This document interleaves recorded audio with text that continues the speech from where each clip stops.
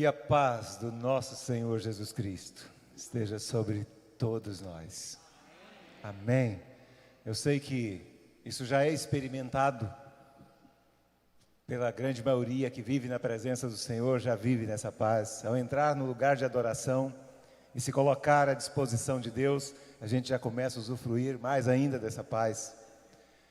Mas eu creio que Deus, quando Ele age e harmoniza dentro de nós os seus propósitos, nos faz sentir aquilo que Ele quer que sintamos, nós experimentamos cada dia uma paz crescente, cada vez maior e melhor. Isso que o Senhor Jesus, o Príncipe da Paz, veio fazer em nós. E eu quero, com essa saudação, e quero fazer uma saudação mais específica aos irmãos, tomando a emprestada do apóstolo João. Na terceira carta do apóstolo João, ele fez uma saudação que nos chama bastante atenção quando pensamos em um dia como esse, que vamos falar um pouco de saúde. Nada melhor do que começar saudando os irmãos. Terceira carta do apóstolo João, no capítulo, é o único capítulo da terceira carta, o versículo 2. Terceira João, ele começa já saudando desde o início, né? E ele direciona a carta, ele como o presbítero, à senhora eleita. Quem é essa senhora eleita? A igreja de Jesus Cristo. Está saudando a igreja de Jesus Cristo. E no versículo 2, ele começa a falar, faz a saudação e ele direciona nessa segunda etapa, a segunda carta, à igreja e ao amado Gaio. E ele faz uma declaração de bênção nessa saudação a Gaio da seguinte maneira. Então, a terceira carta, o versículo 2. Amado, peço a Deus que tudo corra bem com você e que esteja com boa saúde, assim como vai bem a sua alma. Amado, quero que você tenha boa saúde, assim como a sua alma está bem. Isso aplica ao servo do Senhor que já tem a alma tratada pelo Senhor, no sentido do espírito, o emocional tratado, mas que você tenha saúde plena, que tenha repercussão no seu corpo, na sua vida e em todos os aspectos. Então que essa noite seja uma noite de saúde, de cura para cada um de nós, baseado já nessa saudação do apóstolo João. Então, eu saúdo vocês assim, e que a bênção de Deus esteja sobre cada um de vocês. Pode assentar. Que Deus tenha misericórdia de nós, nos ajude. Como disse o pastor Renato, o pastor Valci também usou a expressão, estamos aqui hoje como médico, mas vida de pastor, ela é contínua.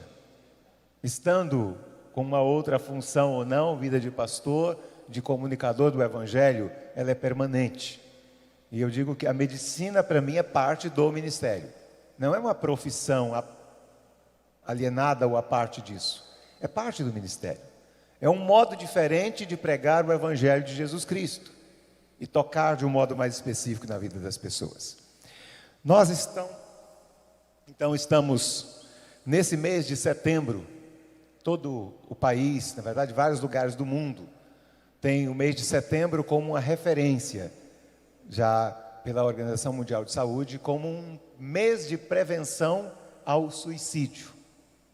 Claro que nós não vamos falar só de suicídio, vamos falar de outras coisas mais, que podem contribuir para esse ato cabal, terminal de uma vida que está em sofrimento. Para a gente pensar nisso, vamos pensar um pouquinho sobre saúde, pensar sobre o transtorno, a doença mental, coisas que podem influenciar nesse estado de saúde ou de doença, que podem levar a esse desfecho que nós não queremos que aconteça. Então, Pensar sobre isso faz nos também refletir que, mais do que qualquer outra instituição, a Igreja de Jesus Cristo é responsabilizada por isso. E louvo a Deus pela vida dos pastores da igreja, da liderança da igreja, que tem aberto esse espaço para comunicar esse assunto. Porque muitas vezes nós agimos até com uma boa intenção, mas com um pensamento, às vezes muito radical, em relação a tratar de outros assuntos que não sejam uma reflexão literal ou expositiva de um texto bíblico. E às vezes deixamos de tratar de alguns assuntos que a Bíblia propõe para nós, que a vontade de Deus propõe para nós, e às vezes deixamos pessoas em sofrimento, porque não temos essa consciência do tratamento, do cuidado. E às vezes temos uma atitude negacionista. Pessoas estão doentes.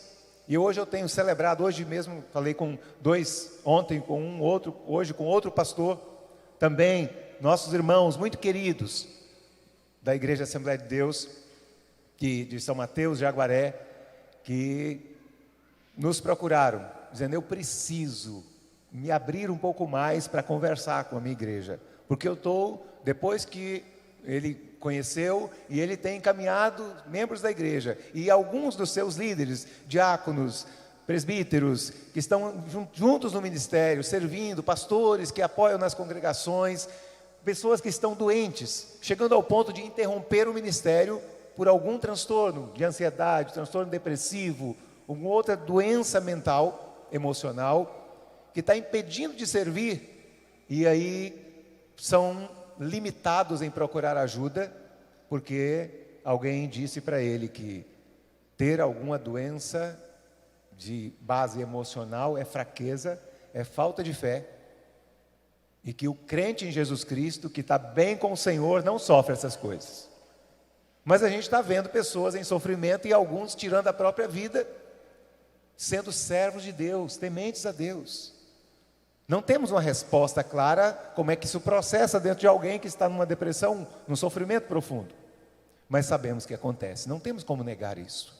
Então, louvado seja Deus pela atitude dos irmãos em conversar sobre isso. No tema proposto do mês, olhando lá na comunicação dos irmãos, eu vi que trata de vida abundante. Vamos lembrar, eu sei que esse texto vocês sabem de cor, né? João 10:10. O que diz em João 10:10? O ladrão veio para roubar, destruir. Opa, boa parte sabe. Então vamos juntos então, os outros vão aprender. Jesus está falando sobre a ação dele e a ação do inimigo. Usou a palavra ladrão para referir ao inimigo das nossas almas. O ladrão não vem senão para matar, roubar e destruir. E ele diz: eu vim para que tenham vida e vida em abundância. Jesus propõe isso. Quem tem vida abundante sofre menos e não chega a essas condições. Quando tem uma doença, que não pode negar que às vezes o cristão adoece, mas ele tem um tratamento diferenciado, porque ele tem um recurso fundamental que a fé proporciona. Então, esse texto, antes os irmãos já decoraram, então já está aí a palavra do Senhor em João 10:10. Vamos pensar então um pouquinho sobre saúde mental. Como a gente pode evitar que esse desfecho, que às vezes evitamos até falar, de suicídio, como evitar que esse desfecho aconteça na vida das pessoas que sofrem ao nosso redor? Nós precisamos pensar então em saúde, ter boa definição do que é saúde, do que é doença mental, do que é a falta da saúde mental, para que a gente possa trabalhar isso e ter condições de enfrentar a vida atendendo a todas as suas demandas e exigências. Há um conceito da Organização Mundial de Saúde que diz que saúde mental é o estado de bem-estar no qual o indivíduo realiza todas as suas capacidades, pode fazer face ao estresse normal da vida, trabalhar de forma produtiva e frutífera e contribuir para a comunidade em que se insere. Então entende que o indivíduo saudável, ele faz tudo isso. Enfrenta dificuldades, enfrenta lutas, mas ele tem uma resiliência, ele enfrenta aquilo com segurança, supera as suas demandas e continua a vida, seguindo o seu curso, vivendo uma vida saudável. Então, eu creio que cada um dos irmãos aqui que já teve um quadro de doença, alguns passaram até como Vitória de irmão, que passou pela Covid e venceu. Não só uma doença como essa que está agora em uma fase, graças a Deus está passando, mas causou transtorno em muita gente. Mas qualquer doença, quando você a enfrenta e ela leva para um leito em casa ou no hospital, você desintegra muitas coisas na sua vida. Desagrega seus pensamentos, suas atividades, a integração familiar. Mas aquele que tem uma capacidade ou encontra o tratamento adequado, em alguns dias ele vai se reabilitando, retoma a vida e depois ele transforma aquela experiência em gratidão. Glória a Deus porque me livrou. Glória a Deus que me fez recompor e tocar a vida.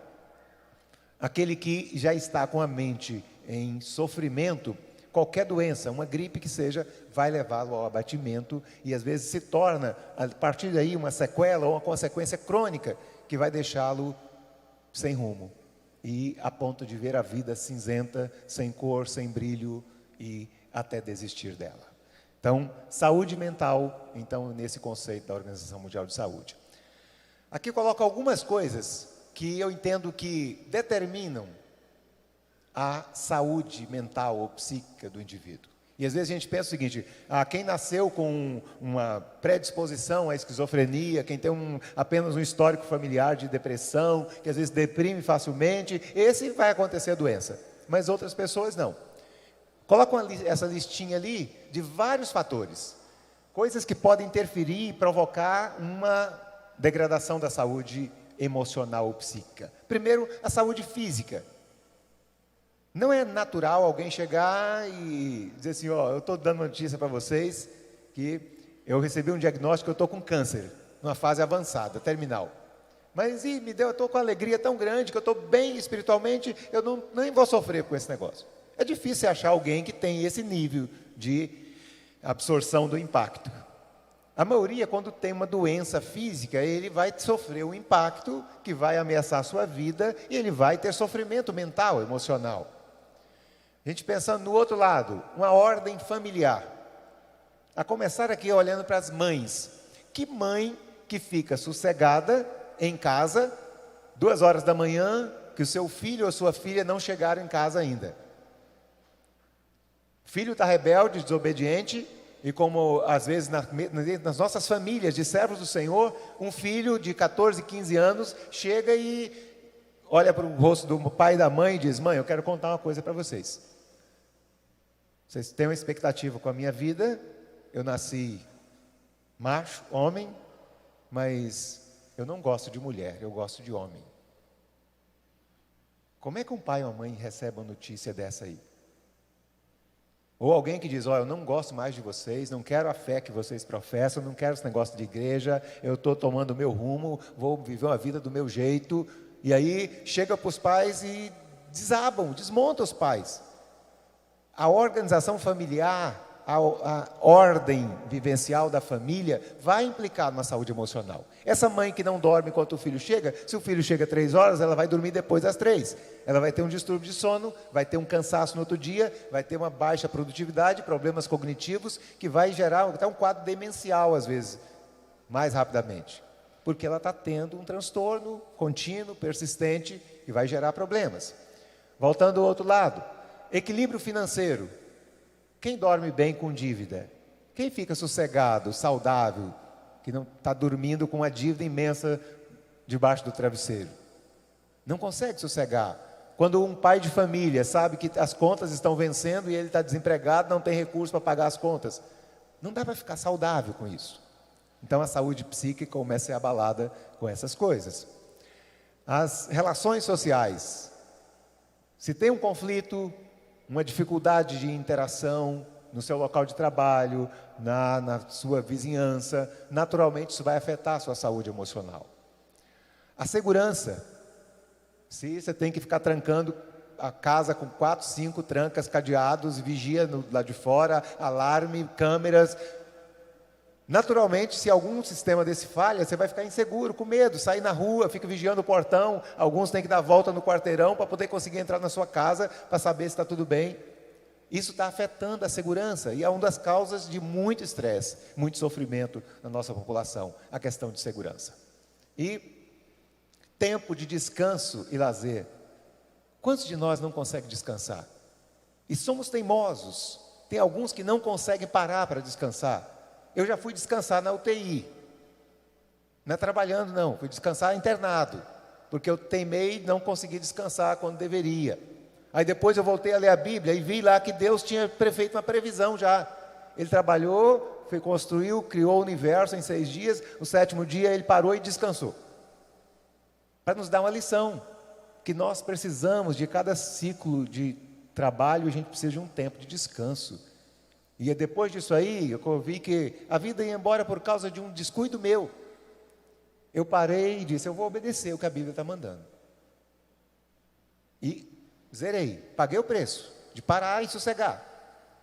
E tem sido uma recompensa tão grande para a minha vida. Obedecer a palavra de Deus. Aquilo que a gente acostumou por uma tradição, por um hábito, dizer, ainda mais pastor que não descansa dia nenhum, né? Que o dia que os outros estão descansando, ele está trabalhando. E aí emenda um dia no outro e semana após semana, não tem direito de tirar férias. Calma, Deus planejou isso aí para você fazer. Descansa que a sua saúde mental estará melhor. Hábitos saudáveis, assim como os hábitos nocivos.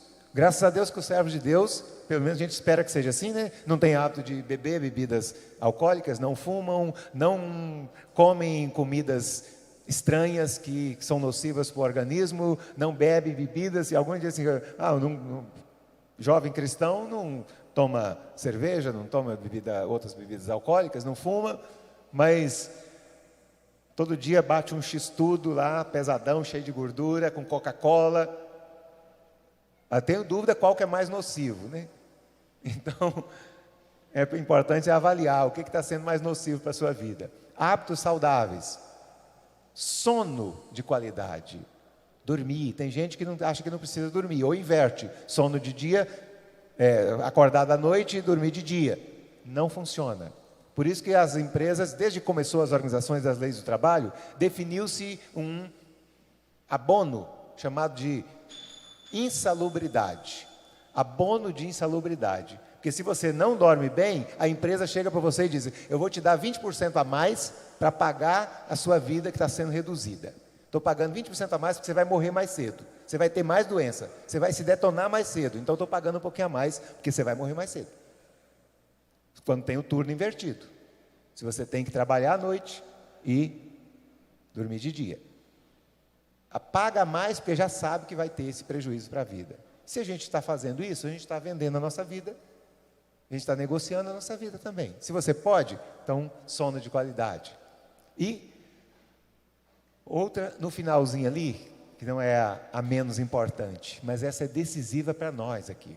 Fé e hábitos religiosos, espiritualidade, vida com Deus, compromisso com vida de comunidade, de igreja. E hoje tem muitas pesquisas bem fundamentadas, mostrando que fé e espiritualidade são fatores decisivos na nossa saúde mental.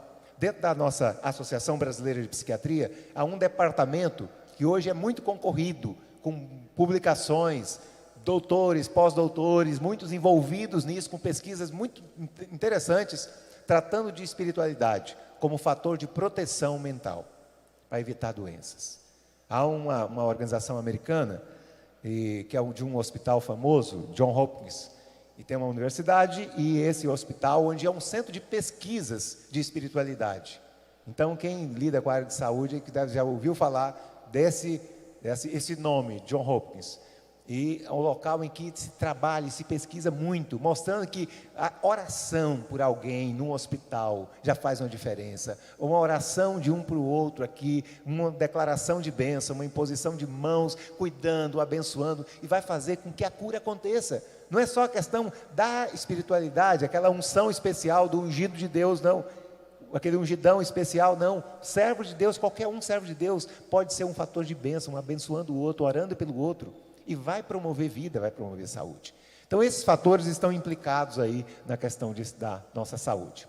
Mas vamos dar umas pinceladas, tem muita informação, eu vou passar rapidinho para a gente ter a ênfase naquele local que a gente precisa mesmo. Os principais transtornos mentais na sociedade contemporânea. O que está afetando o nosso povo? De que doenças nosso povo está adoecendo, está sofrendo? Então, tem uma listinha ali. Primeiro, reações ao estresse. Estresse parece que é uma palavra que todo mundo está experimentando de alguma maneira.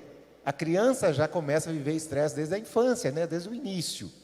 Estresse a palavra significa gasto de energia. É um gasto de energia que pode ser programado quando o jovem saradão ali vai para a academia, ele está pagando para eles fazer ele suar, sofrer, para ele desenvolver musculatura, ficar mais resistente. É um estresse que ele programou.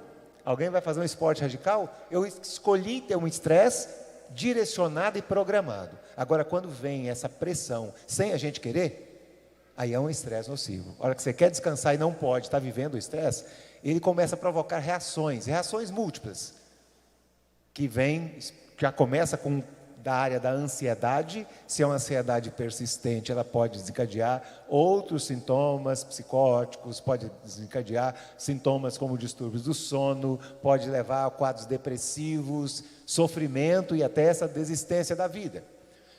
Segundo, os transtornos de ansiedade. Transtornos de ansiedade. E aí envolve a ansiedade, que às vezes vem um quadro contínuo, como uma ansiedade generalizada, pode vir uma ansiedade em forma mais aguda, em crises, manifestações de um medo exagerado de enfrentar as situações, que caracteriza os sintomas de pânico. Pode vir a crises de pânico, que esse medo chega a ser ameaçador quanto à vida, e a pessoa desespera, uma coisa pequena acha que está morrendo, é uma crise de pânico. Pode desenvolver outros transtornos dentro da ansiedade, de muitas fobias específicas, obsessão, compulsão, os toques, né, de repetição, de conferência, várias coisas que estão dentro do quadro de ansiedade. Então, transtorno de ansiedade, e muita gente está envolvida nisso.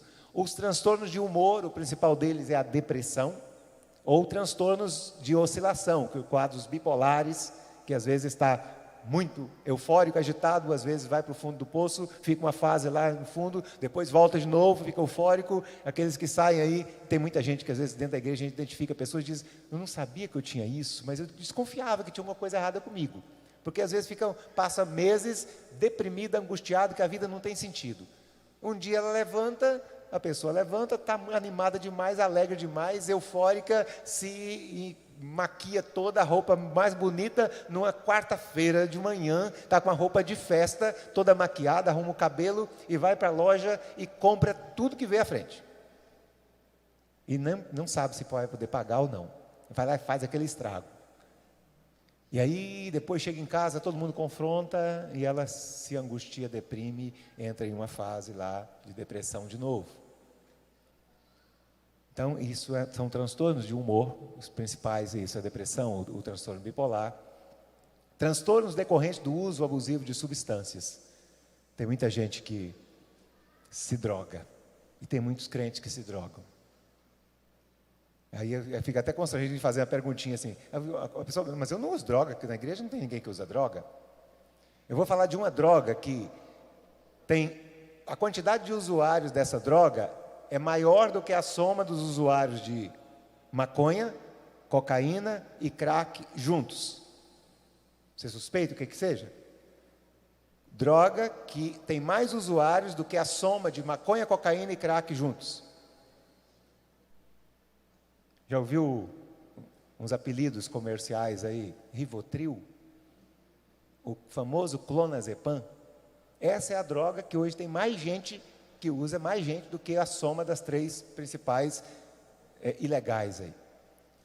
E às vezes tem gente que está usando de modo abusivo, terrível. Não é como remédio, está usando como uma droga mesmo, de fuga da realidade, para tentar amenizar algum sofrimento, está se drogando. Então, distúrbio do sono, que pulei ali, né? Distúrbio do sono, muita gente com insônia. E as psicoses, né? Que é aquela pessoa que tem uma desconfiança excessiva, acha que o mundo está fazendo complô contra ela. É aquela pessoa que às vezes na igreja mesmo, ela está aqui sentada no banquinho quietinha, no momento de adoração, e passou uma pessoa para lá, passou uma segunda, e as duas começaram a conversar lá. Talvez trabalhando aqui com a hora do culto, que vão tocar, mas ela olhou para as duas pessoas e disse: acho que estão falando de mim. Estão falando de mim, estão armando alguma coisa para mim. Ou o pastor falou alguma coisa no meio do sermão, na bênção de Deus, na unção de Deus, e ela diz: pastor, aquele que eu compartilhei com o pastor está falando, está fazendo um complô comigo, está me prejudicando. Então essa desconfiança excessiva, e depois isso evolui para delírios, que ela começa a ter um discurso delirante, fora da realidade, sai da casinha mesmo, começa a ouvir vozes, ver coisas, ver vultos, e começa a ter essa sensação de presença de alguém no quarto, na vida. São os quadros psicóticos. Transtornos alimentares. Muita gente, especialmente os mais jovens, alguns jovens que têm dificuldade, comem, sente uma compulsão por comer, depois que come sente a culpa e provoca um vômito, e olha no espelho e está no peso ideal, mas olha, acha que está muito gorda e tem que fazer alguma coisa, e acaba desenvolvendo esses transtornos alimentares, que são transtornos hoje muito graves nesses jovens que eu tenho. E transtorno de personalidade, uma área difícil também de tratar. E na fase da adolescência a pessoa formata a sua personalidade, e ela é formatada, e de repente começa a ter comportamentos estranhos, e começa a usar aquela expressão: eu nasci assim, eu cresci assim, sou assim. Mas não precisa ser assim, dá para mexer. Você está nas mãos de Deus, você está em obras, deixa Deus cuidar, dá para mudar, procure ajuda, ouça mais as pessoas, Deus está tratando a sua vida. Então, esses são os principais transtornos. E aí eu destaquei dois aqui, para a gente ter ideia da proporção que isso atinge. Transtorno de ansiedade, essa é uma taxa brasileira semelhante ao que é mundial, né? Então, 9,3%, isso foi o último censo que a gente teve preciso antes da pandemia. 9,3% da população brasileira diagnosticada com transtorno de ansiedade. É muita gente. O total da nossa população, então, já um pouquinho mais de 20 milhões de pessoas. Só aqueles que procuram ajuda e podem ser identificados com ansiedade. 5,8% da população sofrendo de depressão, o transtorno depressivo. Mais ou menos 12 milhões de pessoas sofrendo de transtorno depressivo.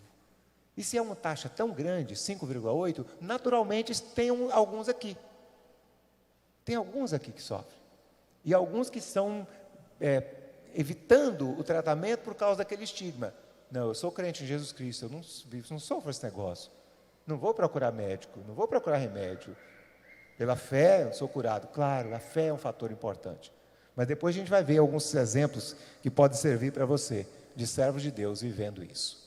Então, rapidamente, como identificar essas ameaças? Como identificar que você está sofrendo disso? Coloquei uma listinha ali só para você olhar rapidinho. Se você está com irritabilidade maior do que o normal, está ficando irritado com qualquer coisa, o famoso estupim curto, intolerância, a intolerância ao estresse, intolerância às pessoas ao seu redor, alteração dos hábitos de sono, perdeu a motivação ou o prazer por coisas que te davam muita alegria, agora você não tem gosto para nada, não tem alegria para nada. Ficar atento a esses sinais. Tristeza sem motivo compatível, isso é sinal. Choro fácil. Não sei o que está acontecendo comigo, mas eu estou chorando com facilidade. Vamos ficar atento a isso, sinal que você está vivendo algum sofrimento que precisa ser tratado. Pensamentos e desejos de morte. Começou a pensar em desistir da vida, falar em morte, já começar a ter a sensação de que precisa despedir das pessoas, mesmo com uma boa intenção e fé, acreditando que Jesus vai voltar logo, mas tem pessoas que querem apressar isso, não pela aquela tarefa que nós temos, que o Evangelho do Reino será pregado em todo mundo, testemunho de todas as nações, então virá o fim. Mesmo eles não estão fazendo nada, ele não está apressando a volta de Jesus Cristo, mas ele está tendo pressa para que Jesus volte para si. Vontade de morrer, isso é uma coisa perigosa também. O prejuízo cognitivo, né? Atenção, concentração, memória, raciocínio.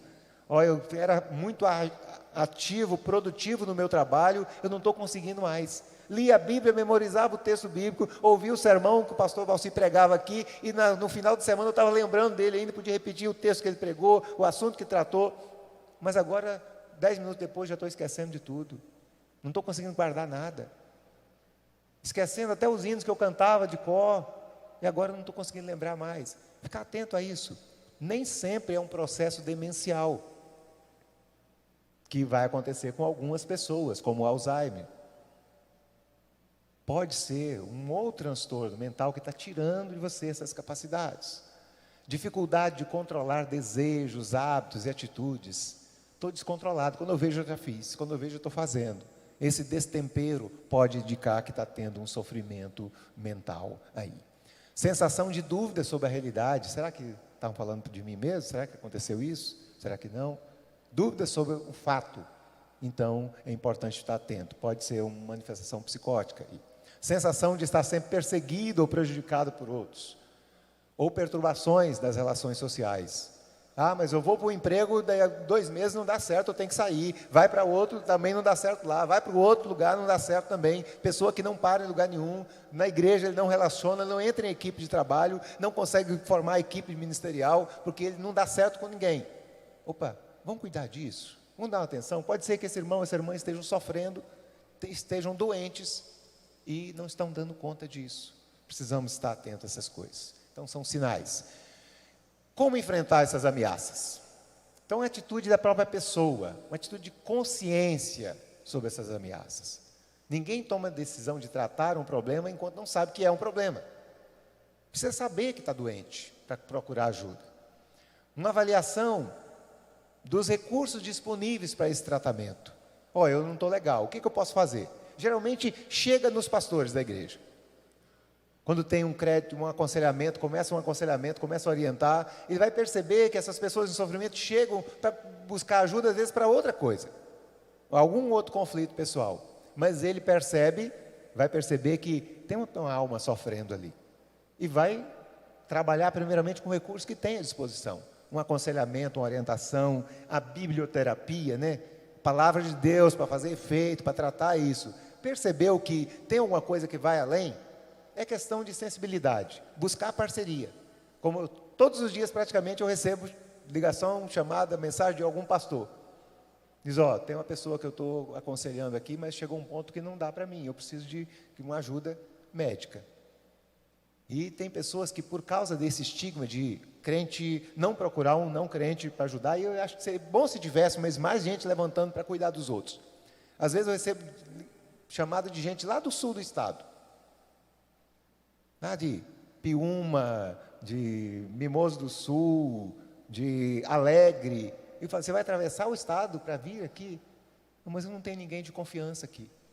O pastor indicou, e ele atravessa o estado para vir para uma consulta em Linhares. Aí eu fico pensando, esse irmão realmente está num sofrimento muito grande.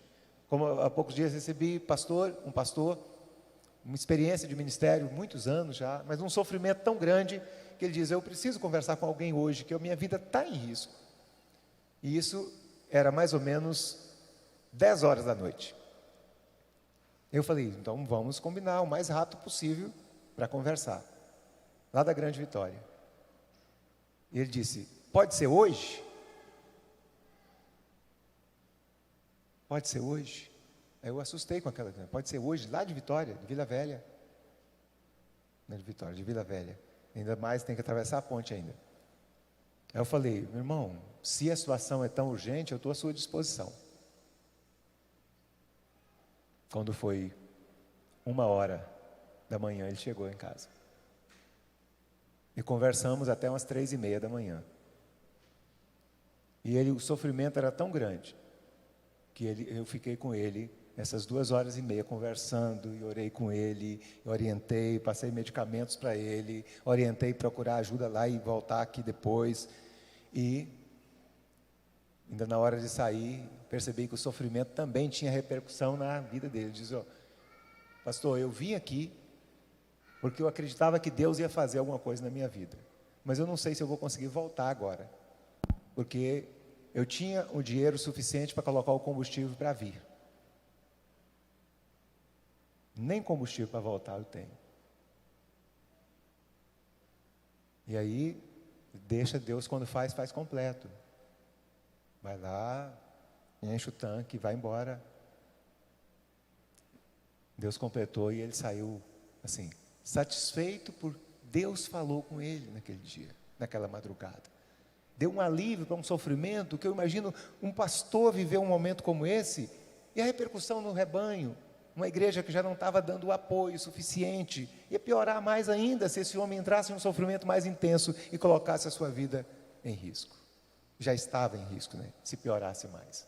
Então nós precisamos avaliar o que nós temos à disposição para tratar. Vamos usar o que nós temos e ter a sensibilidade para procurar ajuda para completar. Apoio. Então, precisamos ter atitude para buscar proteger e preservar a saúde mental. Então, a atitude de consciência sobre as ameaças, avaliar os recursos disponíveis para o enfrentamento e aderir a um plano de tratamento. Na maioria das vezes, o transtorno mental, a doença mental dentro da igreja não resolve com uma reuniãozinha de meia hora com um aconselhamento e oração. Vai precisar de acompanhamento mesmo. Isso dá trabalho para os pastores, para a equipe de apoio ministerial, a equipe de aconselhamento, dá trabalho, mas é isso, vida vale a pena. O nosso Senhor Jesus Cristo investiu a sua vida para salvar outros, investiu pesado, seu próprio sangue, e nós às vezes temos que dar um pouquinho mais, para ajudar a livrar uma pessoa da morte, do sofrimento. Então, o apoio psicossocial, que envolve comunidade, igreja, estruturas sociais que podem nos ajudar, o próprio serviço público tem estruturas que nos dão esse apoio. A terapia medicamentosa, não tenha medo de tomar medicamento quando é necessário. Medicamento na dose certa, na hora certa, no tempo certo, ele é instrumento de Deus para abençoar. Porque eu acredito que eu tenho irmãos que passaram 10, 15 anos dentro de um laboratório para elaborar uma substância. Tem irmãos nossos, servos de Deus, que são pesquisadores, que prepararam o medicamento para nos ajudar. Eu entendo que é um milagre grandioso quando tem um medicamento adequado para tratar uma doença. Porque Deus usou alguém para preparar aquilo. E Jesus tem os seus métodos. Lembra quando Jesus curou muitos cegos durante seu ministério. A uns, ele apenas disse, você quer ver? Joia, fique vendo. Ele abriu os olhos e viu. Outros, Jesus usou um recurso extra, né? Cuspiu no chão, fez um lodinho, passou nos olhos, disse, caminha, vai até o tanque de Siloé e lava. Depois que lavou, depois daquela laminha passar no olho, ele ficou curado. Métodos diferentes, e um dos métodos de Jesus é usar os médicos, os psicólogos, alguém que está além do aconselhamento pastoral, que está a porta mais aberta, disponível para todo mundo. Deus usa esses métodos para nos tratar. Então, apoio psicossocial, terapia medicamentosa, o aconselhamento do pastor, do líder da igreja, a psicoterapia com os psicólogos, o profissional, a espiritualidade e a fé, volto a enfatizar que isso é recurso de bênção, de cura, de proteção. E nós temos isso em nossas mãos. Nós, quando falamos de suicídio, a gente tá, o slide inicial, o Setembro Amarelo, traz uma história que a gente... Por que a gente fala de Setembro Amarelo? Que é o significado disso? Essa é uma pequena historinha de um jovem americano que com 17 anos era o jovem da balada, da festa, o boa gente no meio da turma, e ele estava num sofrimento tão grande e não compartilhava o seu sofrimento. Os seus amigos não conseguiam perceber o sofrimento. Até que chega um momento, Mike suicidou. O choque dos seus colegas, pensando na juventude como essa aqui, que tem muitos amigos ali, e o cara que andava num Camaro amarelo, que era o cara popular, que parecia que tudo estava bem com ele, mas sua vida estava esvaindo em sofrimento. E ele suicidou. E os seus amigos, chocados com isso, dizem, vamos fazer alguma coisa. Prepararam lá uns cartões, uma fitinha, cartão, e com a frase, se precisar, peça ajuda. Como fosse, não faça como ele fez. Ele nos deixou sem dar nenhum sinal, ou a gente não conseguiu perceber o sinal que ele estava em sofrimento. Então, um alerta para todos nós, olhar para nós e olhar para quem está ao nosso lado. Porque pode ser que você seja instrumento de Deus para livrar alguém do sofrimento e da morte. Então, a referência que se fez do dia da morte do Mike, depois, mais tarde, a Organização Mundial de Saúde colocou o dia 10 de setembro como o Dia Mundial de Prevenção ao Suicídio e ampliou o amarelo para o mês de prevenção, considerando a cor do Camaro do Mike, que o Mustang, né? Não era o Mustang que ele usava, e a cor do Mustang amarelo foi a cor de referência para essa campanha. Por que suicídio? Por que as pessoas suicidam? Então vamos entrar um pouco mais nisso aí. Mas antes de responder a pergunta, eu queria que você pensasse um pouquinho Por que que é importante que a gente fale isso? Por que do suicídio? Por que nós falamos sobre isso? Por que que tem campanha, inclusive na igreja, para prevenir isso? Observe os números. A cada 40 segundos, tempo de falar uma frase aqui, uma pessoa se mata. A cada 40 segundos, uma pessoa se mata no mundo. Então, a cada 3 segundos, né? Então, o segundo dado aí. Tempo muito curto, de um piscar de olhos, uma pessoa tenta. Um piscar de olhos, uma pessoa tenta se matar. Ainda bem que algumas sofrem intervenção que impede, mas a cada 3 segundos, uma pessoa tenta tirar a própria vida no mundo. No Brasil, o Brasil é o 8º país em número absoluto de suicídios. Mata-se muita gente no Brasil. As primeiras causas, a violência decorrente de acidente de trânsito, depois a violência decorrente de uso de drogas e a violência envolvida, e vai seguindo as doenças, outras doenças cardiovasculares, mas suicídio é algo que também nesse número ele é altíssimo. Segunda causa de morte de jovens entre 15 e 25 anos, né? Uma faixa etária central aí, 15 e 29 anos. Segunda causa de morte nos jovens entre 15 e 29 anos. Então, no Brasil, um caso a cada 45 minutos. Aqueles 40 segundos no mundo e no Brasil a cada 45 minutos. 32 casos a cada dia. Quase 12 mil casos a cada ano. Isso é referência antes da pandemia. Alguém disse que agora, depois da pandemia, ainda aumentou um pouquinho. Então, mais de 12 mil casos a cada ano. No estado do Espírito Santo, que é um estado bem pequenininho, uma população pequena, a taxa aqui é de 4 pessoas por 100 mil habitantes. Então, significa que nós temos, nossos 4 milhões de habitantes, nós temos aproximadamente 160 pessoas por ano se matando no Espírito Santo.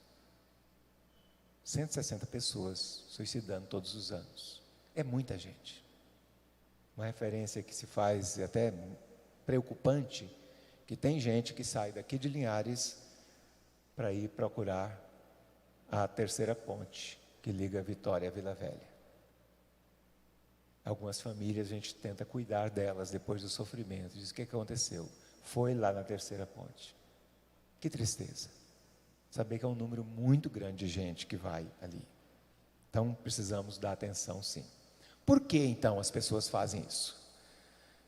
Um sofrimento psíquico intenso, diante do qual a vida se torna insuportável. A pessoa está sofrendo e a vida vai perdendo sentido, vai afunilando, chega um momento que não tem por que viver, não tem como viver, não tem saída para mim.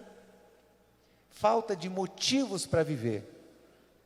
Eu digo, olhando mais para a nossa juventude aqui, muitos jovens que aqui estão, esses últimos 3 anos, especialmente os últimos 3 anos, nós lidamos com uma população gigantesca de jovens adolescentes, sem motivos para viver.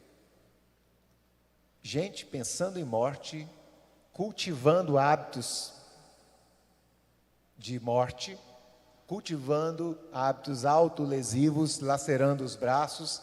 Como eu ia fazer uma palestra numa escola, às vezes estava lá no meio de uma sala com 30 alunos, tinha lá 7, 8 alunos que estavam lá com aquela carinha estranha, cabisbaixa, e num calor intenso de Linhares, com blusas fechadas até aqui, se protegendo, e aí depois às vezes confidenciava que os seus braços, e alguns mostravam depois, os braços lacerados, que não aguentavam, no meio da aula saía, pedia para ir ao banheiro e lacerava os braços como um alívio. E alguns diziam: mas eu não é só para aliviar, não. Na verdade, eu tenho vontade de fazer isso, tenho vontade de me matar. É triste a gente ver isso de jovens, e alguém que ouviu a palavra de Deus, está dentro da igreja e sentindo isso. Jovens que estão com a alma em sofrimento terrível e não conseguem compartilhar, porque talvez não tenham uma estrutura familiar favorável. E às vezes na igreja ele acha que se ele compartilhar essas coisas mais pesadas, vai ser retaliado, vai ser discriminado, e tem medo de procurar ajuda. Nós precisamos estar atentos a isso. Muita gente faltando motivo para viver.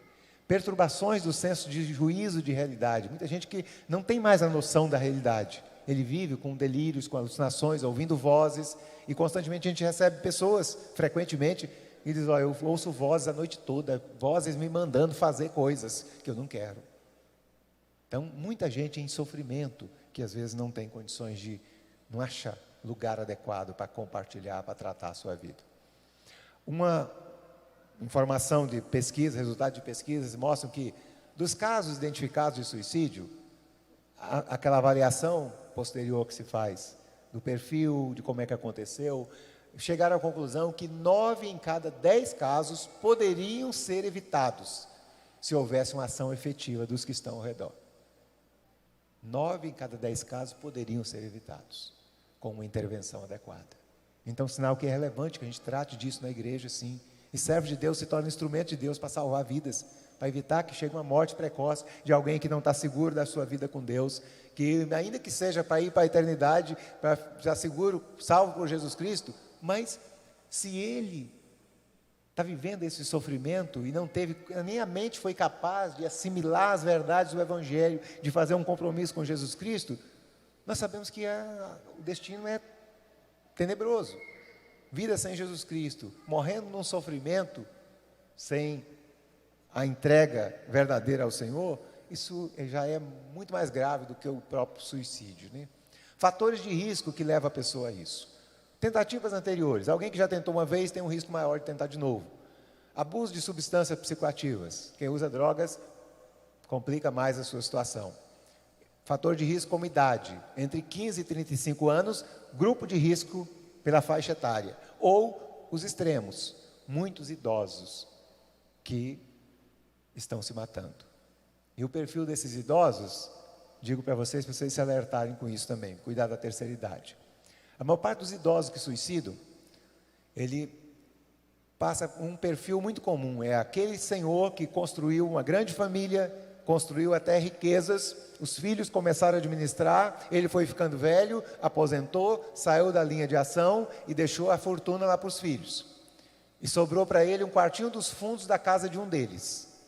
Deixou o pobrezinho do velhinho, da velhinha, lá naquele cantinho, no quarto dos fundos, que nem pode aparecer na frente da casa, na reunião social, na reunião dos amigos mais chiques, jovens, ativos, porque o velhinho incomoda. Então vai para o quartinho dos fundos. E ele olha, tudo que eu fiz hoje, eu recebo ingratidão, desprezo, descaso. E essa angústia leva a pessoa a desistir da vida. O histórico de suicídio familiar. Tem algumas famílias que têm esse estigma, essa marca, como uma maldição ali, que cada geração tem algum ou mais que suicida. E as pessoas já carregam esse como um modo funcional e como um modo de resolver seus problemas. Não dou conta, então vou resolver da minha maneira. Então, identificando casos assim, é libertação mesmo, é oração, libertação, busca, encaminha para tratamento. Essas pessoas precisam de socorro, porque estão carregando uma história de geração em geração de sofrimento. Eventos estressantes podem potencializar o risco de suicídio, doenças, desemprego, declínio social, divórcio, o estresse continuado, quem não tem tempo de descanso, não consegue processar esse alívio de tempos em tempo, para descansar, para refazer, ter um lazer, ter uma atividade física. Os extremos monetários, ou muito pobre ou muito rico, que acreditava que o dinheiro resolvia o problema e se vê muito rico e angustiado. Já às vezes chega esse momento de perder o apego à vida, porque não tem satisfação naquilo que tem diante de si. E os transtornos mentais. A grande maioria dos que suicidam já tem um histórico de transtorno mental. E a maioria deles suicida porque não tem tratamento. A maioria que suicida tem um transtorno mental e não está recebendo assistência médica ou psicológica. Isso é importante lidar. Então, um comportamento suicida, então, desenvolve. A pessoa está em sofrimento e ele começa a pensar em morte. Pensa em morte. Se você não lida nessa fase dos pensamentos para cuidar do que está causando o sofrimento, evolui para uma fase de planejamento. Planejamento. Já começa a pensar. E às vezes a gente começa a questionar com as pessoas, como é que está esses pensamentos? Eu penso nisso todo dia. Já chegou a planejar alguma coisa? Já fui, já comprei coisas, já trouxe para dentro de casa, já planejei onde eu ia fazer isso, fazer aquilo. E, tá, esse material está guardado na sua casa? Tá, porque eu sei que uma hora vai acabar fazendo. E o desafio é tratar alguns casos que a gente, depois de amadurece isso aí, vai em casa, ajuda a pessoa a livrar disso, livrar das coisas que ele fez com o planejamento. Se não tem uma intervenção nessa fase de planejamento, aí acaba a tentativa. E alguns irmãos, eu sei que aqui tem irmãos que são médicos, que usam no pronto atendimento lá, como filhos do pastor aqui, né? Filho que trabalha nessa área, constantemente está recebendo pessoas em tentativa. Graças a Deus que alguns conseguem chegar a tempo de ser socorridos e livrar daquele problema. Mas a tentativa, se não for tratada depois, vai tentar de novo, vai tentar e uma hora consegue executar. Muita gente vivendo isso, essa sequência. Pensamento, não trata, vai para o plano, não trata a fase de planejamento, vai para a tentativa e alguns conseguem executar. Então tem algo aqui que eu não vou destacar isso, mas eu quero sugerir a vocês até que tem um site, uma plataforma chamada Setembro Amarelo. Dentro do site Setembro Amarelo, ou dentro da Associação Brasileira de Psiquiatria, no site você vai encontrar uma cartilha de prevenção de suicídio e tem essas orientações aqui. O que não fazer, se alguém próximo tem pensamentos suicidas, e o que fazer. Então só as palavras-chave ali. O que não fazer? Não condenar a pessoa. Não banalizar o que ela está vivendo. Não dar opinião fútil, banal, superficial sobre a situação, porque o sofrimento mental é muito mais profundo do que uma palavrinha. Não brigue com a pessoa. Olhe para o seu sofrimento, faça alguma coisa útil. Não usar frases de incentivo, que às vezes tenta colocar para cima, mas coloca mais para baixo. Vamos ouvir, vamos fazer o que é o certo. Então, como ajudar? Escute, incentive a buscar ajuda profissional, mantenha o contato com a pessoa, e em caso de crise, procure o serviço de apoio mais rápido. Então, hoje nós temos qualquer pronto-socorro hoje está preparado para poder receber isso aí, dar uma orientação básica. Nós temos uma organização chamada CVV, Centro de Valorização da Vida, que é uma rede nacional e atende pelo telefone 188. 188, direto de qualquer terminal, você liga para o 188 e vai ter alguém ouvindo a sua demanda, a sua queixa. E às vezes eu recebi já ligação de gente do CVV, lá no interior de São Paulo. E alguém ligou para o CVV daqui, da cidade. E uma pessoa que estava em atendimento online, no CVV, lá do interior de São Paulo, conseguiu pegar o meu telefone aqui em Linhares e ligou. Diz, você pode socorrer a pessoa, já dei o primeiro atendimento, primeira orientação, você pode atender essa pessoa. E aí essa conexão fez com que alguém daqui que procurou ajuda, que alguém lá de São Paulo ouviu, fez a conexão para que fosse atendido aqui. Então é algo muito útil.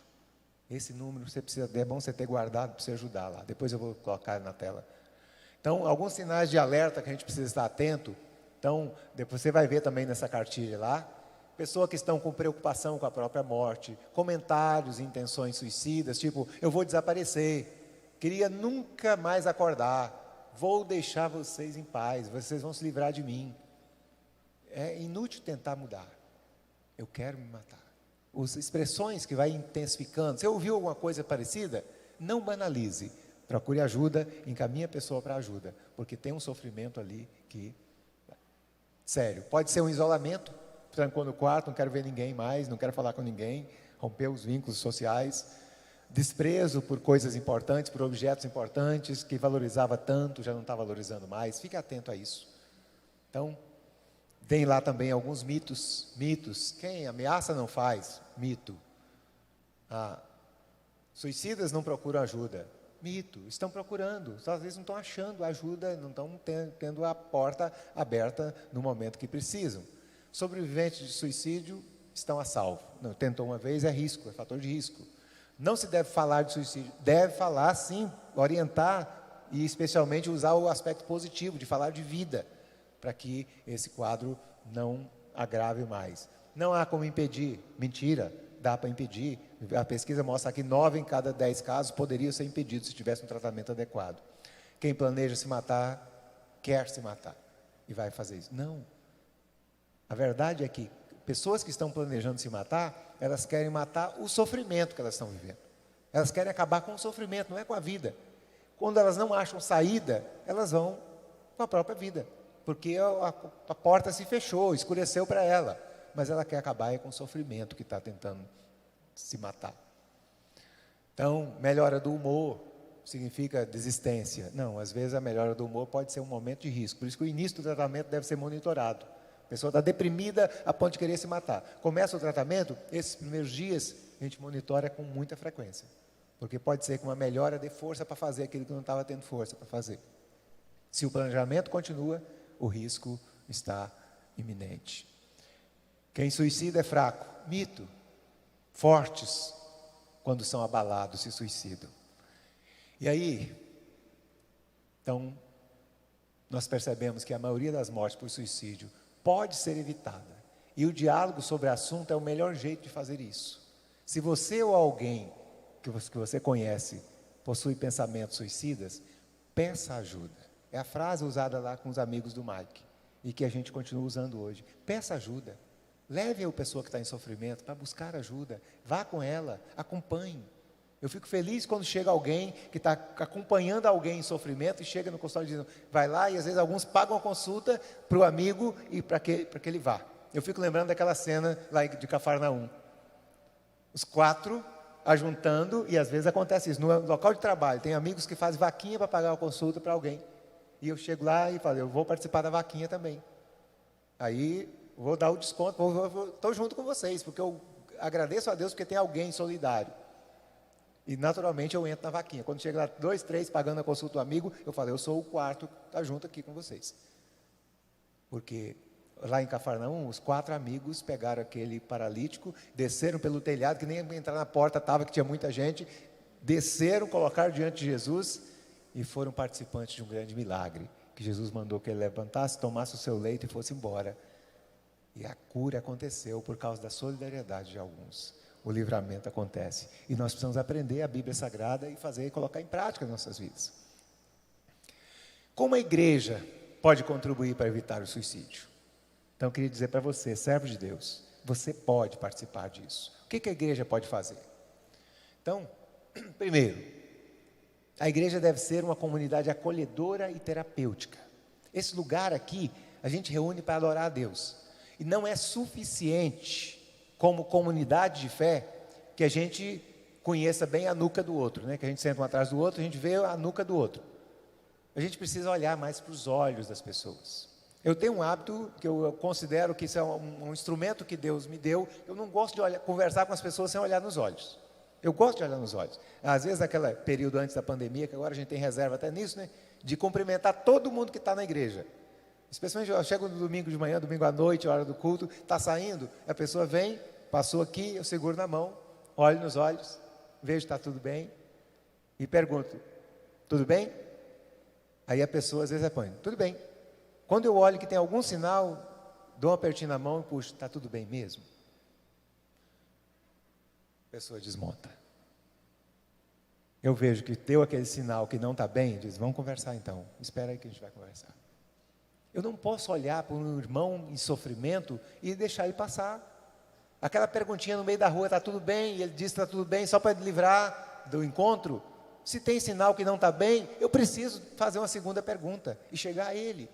Eu preciso fazer da minha igreja uma comunidade terapêutica. Nós estamos para adorar o Senhor, preparar para a volta de Jesus Cristo, precisamos doutrinar os irmãos, precisamos cuidar das almas em sofrimento. Isso é pastoreio. E o pastoreio, não entenda que é só os pastores titulares aqui da igreja, não. O pastoreio, no sentido funcional, é coisa que cada um pode fazer. Até os adolescentes, nesse sentido de cuidar um do outro, de orientar o caminho, de ver o sofrimento, de cuidar, de usar a vara, usar o cajado, de acolher na hora do sofrimento, de carregar nos braços quando está ferido, que não está vindo para o aprisco. Isso é cuidado que previne. A igreja precisa ser essa comunidade acolhedora e terapêutica. A igreja deve promover a vida e a esperança que vem da fé. A melhor maneira, como falei, é usar o recurso positivo. As pessoas estão perdendo a vontade de viver, perdendo o sentido da vida, porque elas não estão encontrando motivos, coisas positivas para fazer a vida valer a pena. Precisamos então semear a vida, mostrar alegria, Então, a coisa bonita que eu vi aqui os adolescentes cantando, tocando, precisamos fazer mais isso, é ter mais gente, e que Deus abençoe a igreja, que possa ter gente disputando espaço para servir, para trabalhar, para ter uma multidão aqui, para ter um coro de 500 vozes aqui cantando para o Senhor, gente envolvida, tendo alegria de celebrar. Dá para fazer festa? Chegou o tempo que a gente vai poder fazer festa de novo? Faça festa.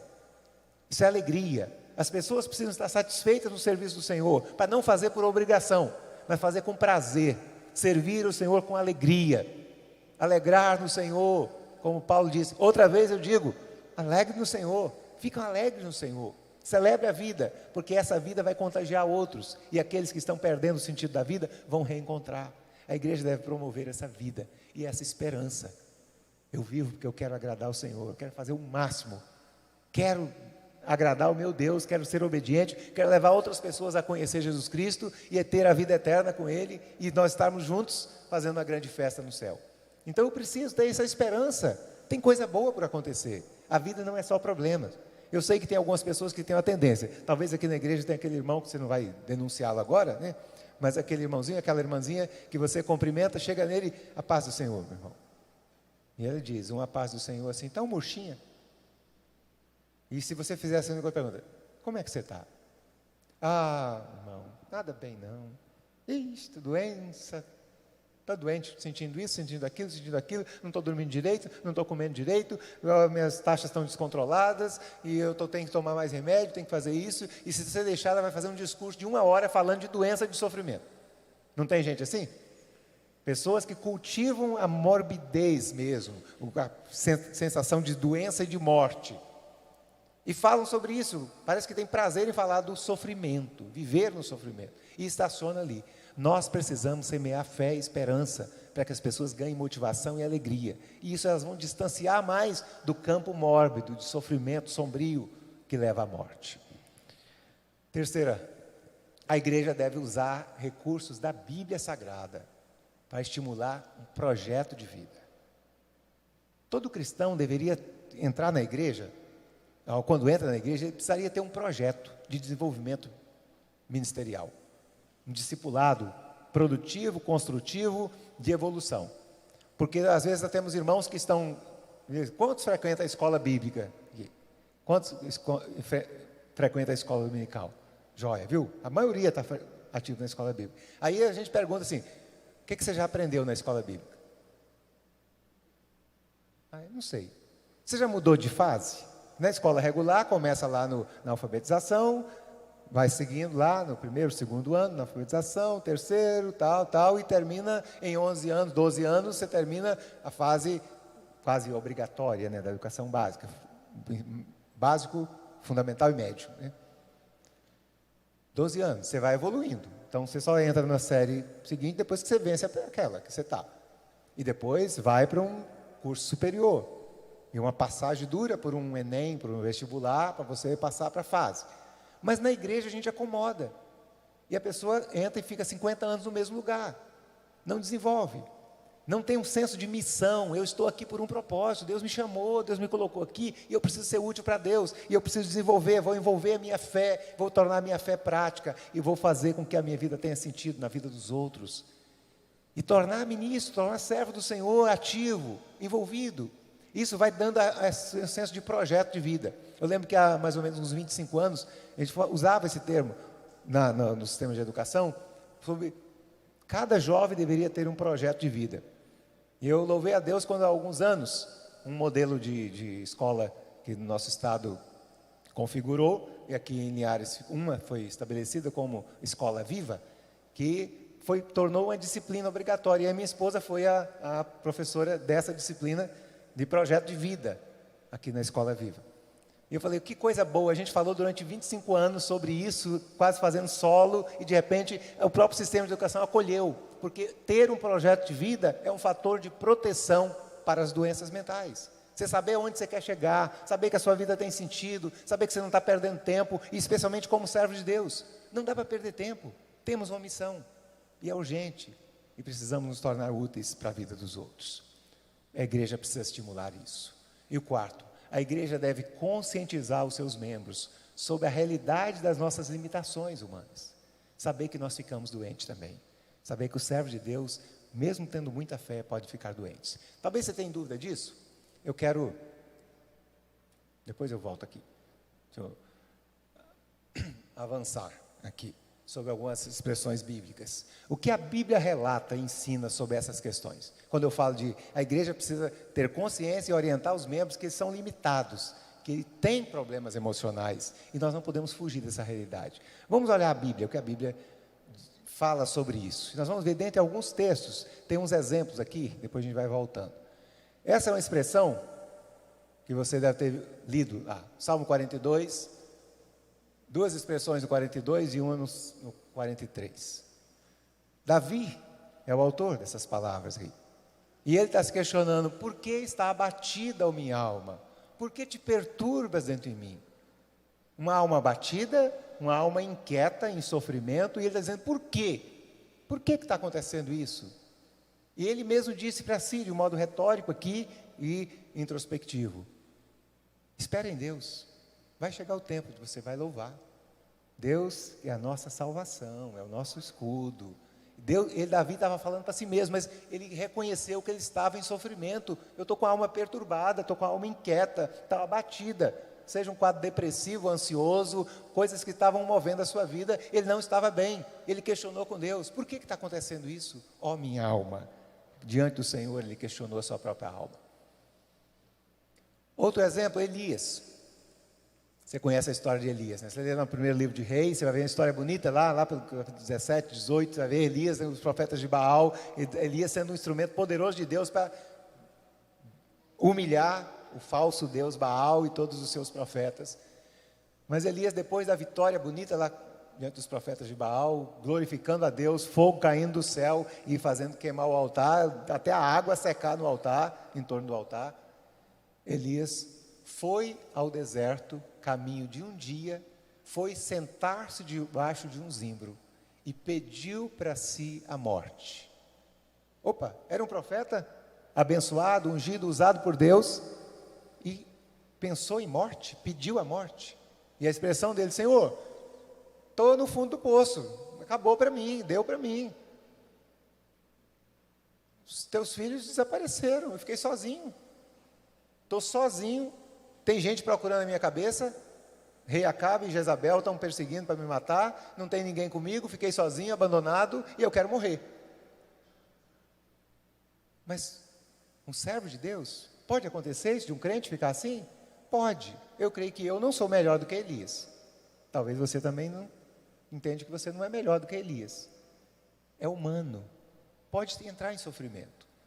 Mas essa experiência que teve na caverna, no sair da caverna, Deus falando com ele e depois mostrou ele a verdade, ele conseguiu agora acreditar na verdade. Você está pensando que você está sozinho? Não. Tem 7.000 remanescentes que não dobrou os joelhos a Baal. Tem gente, você tem apoio. O poder que manifestou lá em você vai continuar manifestando na sua vida. Você vai sair daqui e ter trabalho para você. Você vai ungir um rei, você vai nomear outro profeta, você vai fazer isso, você vai fazer aquilo, deu as tarefas para ele e ele levantou o refeito e disse, vou continuar a minha vida. Entender que está doente é importante para deixar Deus tratar. Deus trata, faz recomeçar, você reergue para tocar a vida. Mas é preciso entender que a doença pode acontecer. Neemias, um referencial bonito do retorno do povo no cativeiro da Babilônia para reconstruir os muros, para reabilitar a cidade. Neemias, um governador, homem importante, temente a Deus, e ele estava ainda lá no cativeiro, servindo a um rei chamado Artaxerxes. Diante do rei Artaxerxes, ele era o copeiro. Era um nobre, mas era cativo, se tornou copeiro do rei. E ele está lá servindo a bebida lá para o rei. E o rei, ao pegar lá, provavelmente o copo da mão dele, olhou para a cara dele. O que está acontecendo com você? Tem um sofrimento aí.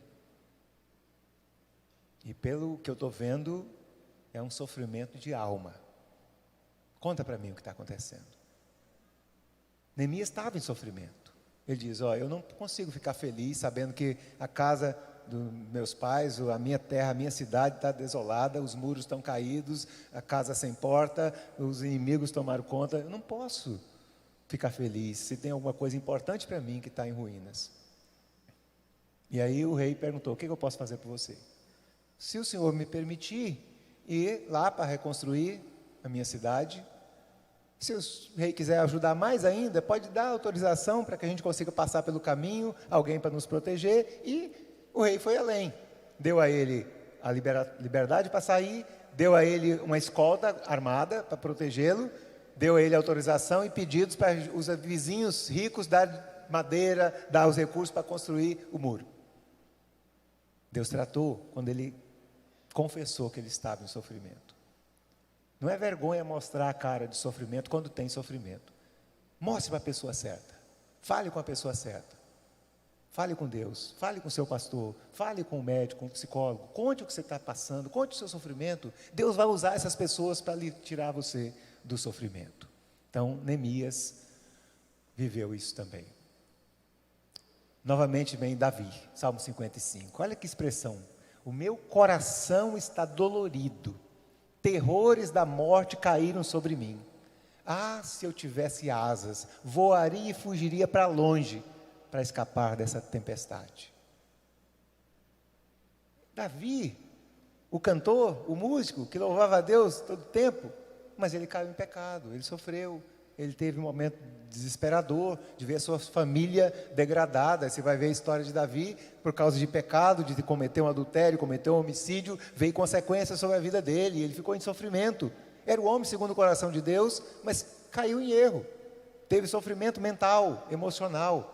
Depois disso aí, ele teve dentro dos seus filhos com as suas mulheres, ele teve um filho que fez um ato abusivo com a irmã, então, um incesto.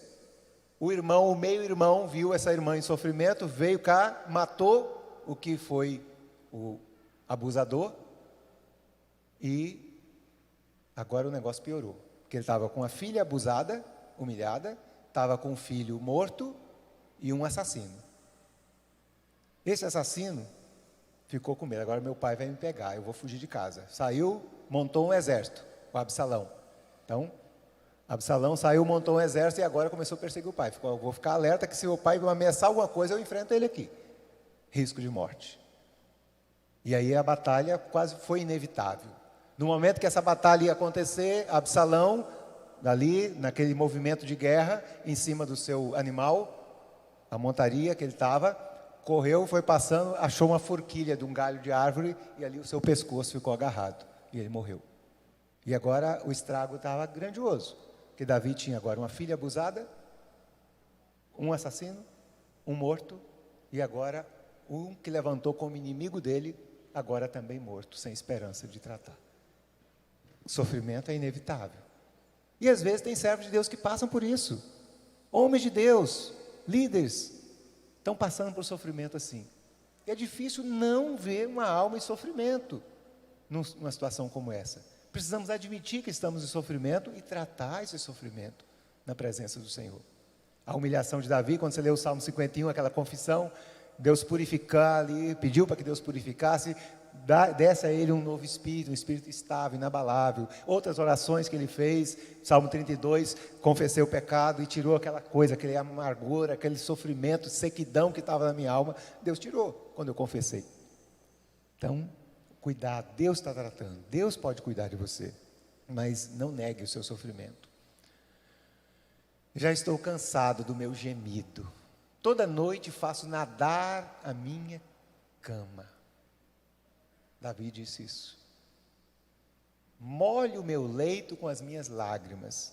Expressão, uma hipérbole aqui, né, uma figura de linguagem. Faço nadar a minha cama. Então, tanto choro, tanto sofrimento que está encharcando tudo. Alguém em sofrimento, mas encontrou em Deus o alívio. E o que resume a chamada de Deus para se tratar é isso aí.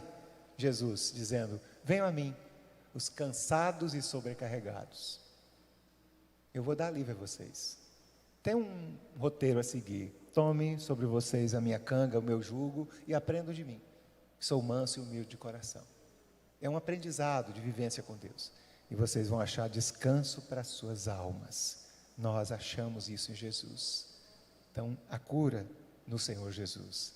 Há recursos. Precisamos então guardar algumas lições. A fé em Deus não nos imuniza quanto aos transtornos emocionais. O fato de ser crente não faz com que você esteja vacinado para não ficar doente. Você pode ficar doente. Tem crentes que são hipertensos, são diabéticos, tem dislipidemia, gente que tem miopia, que tem astigmatismo, tem gente que tem outras doenças diversas, tem obesidade, tem transtornos cardiovasculares, tem gente que tem depressão, tem gente que tem esquizofrenia, tem transtorno bipolar, tem crente que tem tudo isso. Admitir que eu estou doente e eu preciso da graça de Deus, eu preciso cuidar com essas ferramentas que Deus colocou diante de mim. Eu preciso tomar essas decisões. Em Deus, nós encontramos alívio para a alma. E Deus usa os seus instrumentos. Na presença do Senhor, Jesus que disse isso, não é outra pessoa, sem autoridade, sem crédito, não é Ele que diz, se você vem a mim, você vai encontrar descanso para a sua alma. Deus pode usar os mais diversos recursos para tratar as nossas almas. Então, e aí eu quero chegar para a conclusão aqui com esse texto, que para mim é um dos mais expressivos quanto à proposta da biblioterapia. É um dos textos referenciais quando a gente usa esse recurso a Bíblia precisa ser um tratamento para você, precisa ser um recurso para você. Paulo está dizendo aos filipenses, não fiquem ansiosos por coisa alguma, antes apresente os seus anseios diante de Deus, por meio da oração e súplica com ações de graças. E a paz de Deus, que é maior do que podem compreender, guardará os seus corações e os seus pensamentos em Cristo Jesus. E ele segue ainda. Então vamos ver depois a sequência disso. Mas esse é o plano bíblico, para o controle da crise emocional e da dificuldade que você pode estar enfrentando. E use para ajudar outros também. Então, primeiro, não fiquem ansiosos, mas apresente tudo em oração. Então, transforme a inquietação em oração. Sua alma está inquieta, está angustiada, está perturbada? Transforme isso em oração. Apresente diante do Senhor. Segundo, receba a paz de Deus como resultado. O texto do verso 7 diz, e a paz de Deus que excede todo entendimento vai guardar seu coração e seus pensamentos. Amém? Deus dá isso. Terceiro passo. Finalmente, irmãos, tudo que é honesto, puro, justo, amável, de boa fama, que tem virtude, tem louvor, digno de louvor, seja isso que ocupe seu pensamento. Ocupe a mente com pensamentos positivos e construtivos. A fé nos leva a acreditar, a ser otimista sempre, a ter esperança sempre. Enche a sua vida, receba a paz de Deus, se aproprie dela e agora ocupe a mente com coisas positivas. É um método que nós sabemos que quando tem um pensamento perturbador, intrusivo, que está te causando desconforto, mandar embora não é uma coisa muito fácil. Martim Lutero, reformador do século XVI, ele tem uma frase famosa dele que diz, você não pode impedir que um passarinho voe por cima da sua cabeça, mas você pode impedir que ele faça um ninho nela. Então é isso aí. Pensamentos ruins podem vir, mas você tem que achar recursos para você espantar isso. E a melhor maneira de você não deixar alguma coisa entrar na sua vida é dizer, está ocupado, está cheio. Está cheio. Não tem espaço para você aqui. Enche a sua vida com coisas positivas. Ocupe a mente com coisas que a palavra de Deus tem recomendado. E não vai ter lugar para entrar as coisas positivas. Porque mandar embora, se a mente está vazia, mais que ela vai embora, mas vai voltar. E vai causar complicação. Confie no Senhor, enche a sua vida de coisas boas, que não vai ter espaço para entrar as ruins. E a quarta, valorize a presença de Deus. O texto lá diz que, e o Deus de paz será convosco. Se você fizer o que é certo, Deus estará com você. E aí a gente vai olhar como textos que a gente tinha antes, que a gente passou rapidamente, mas se Deus está conosco, a gente pode fazer várias afirmações. Ainda que eu ande pelo vale da sombra da morte, não temo mal algum, porque tu estás comigo. E é interessante dizer, mas Deus está comigo na hora do sofrimento, não falou que Deus vai me livrar do sofrimento, só está comigo? O que nós precisamos é isso mesmo. Às vezes Deus nos livra do sofrimento, nos livra da doença, e às vezes Deus nos livra na doença. Nem sempre Ele dá a cura quando a gente quer, mas Ele está conosco, já vai ser o nosso consolo, para esperar o tempo certo da ação de Deus, o tempo do milagre chegar, você vai estar suprido, para você continuar persistente, honrando o Senhor. Deus estando com você, você vai enfrentar e vai achar os recursos, vai ter visão para achar o recurso necessário. Então, eu gostaria de que você pensasse nisso, e nós vamos orar. Como falamos no início, a vontade do Senhor e dos seus servos que lideravam a igreja é que a igreja fosse saudável. Quando temos um senso de missão, nós entendemos que Deus quer mais do que isso. Quer que nós sejamos saudáveis e promovamos a saúde, a vida. Que a igreja seja uma voz missionária de chamar pessoas à presença de Deus, um lugar de cura, um lugar de libertação. E não é só aquele dia de uma campanha especial de cura e libertação, para a gente vir aqui, pôr as mãos, orar, as pessoas serem curadas, resolver os problemas que estão claros, visíveis aí. Deus quer fazer da igreja um lugar de cura em todos os dias.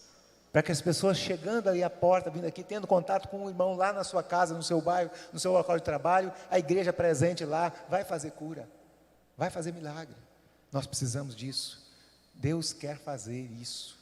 E Deus pode fazer hoje uma mudança na sua vida, para você sensibilizar, colocar-se diante de Deus, dizer: Deus, cura a minha vida, usa o recurso necessário. Se preciso procurar um médico, se preciso procurar um psicólogo, se eu preciso me dedicar mais à busca do aconselhamento pastoral, eu quero usar o recurso que o Senhor está colocando diante de mim, mas eu preciso de ajuda, eu preciso de socorro, porque eu quero também me qualificar para eu ajudar outros. E eu digo novamente, volto à questão dos jovens.